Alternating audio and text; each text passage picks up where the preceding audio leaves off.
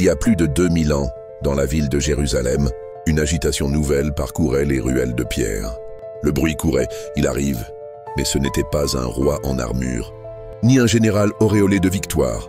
Non, c'était un homme, sur un âne, Jésus de Nazareth. Un rabbi, un guérisseur, un homme de paroles et d'actes. Il marchait depuis des années à travers les villages, éveillant les cœurs, guérissant les corps, dérangeant les puissants. Il parlait d'un royaume, mais pas de conquête, d'un règne, mais pas d'empire. Il parlait d'un royaume intérieur. Ce jour-là, il entre à Jérusalem, et c'est comme si le ciel retenait son souffle.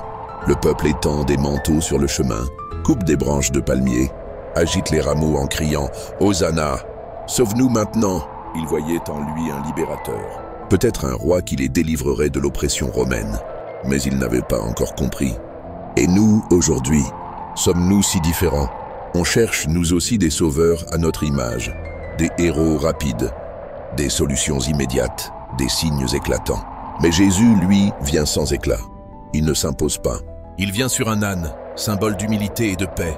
Il entre là où on ne l'attend pas, dans les zones d'ombre de nos vies, dans nos contradictions, dans nos faiblesses.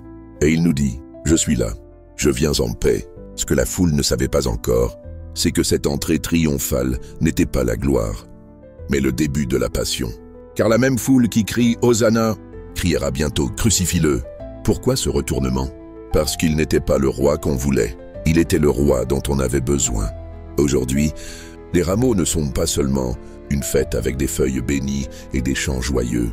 C'est une invitation à voir au-delà des apparences, à reconnaître que la vraie force est dans la douceur, que la vraie victoire passe parfois par la croix, que l'amour, quand il est vrai, n'a pas besoin de trône. Et si Jésus entrait dans nos villes aujourd'hui, pas sur un cheval de guerre, mais sur un scooter cabossé, à vélo, à pied, au milieu de la foule, le reconnaîtrions-nous? L'acclamerions-nous? Ou passerions-nous à côté, distraits par nos téléphones et nos urgences? Les rameaux que nous portons, ce sont nos espoirs, nos doutes, nos contradictions. Ils disent « Viens Seigneur, entre chez moi. Même si je ne comprends pas tout, je t'ouvre mon cœur. » Car au fond, la fête des rameaux, c'est l'histoire d'un roi qui entre humblement et attend que nous lui ouvrions la porte.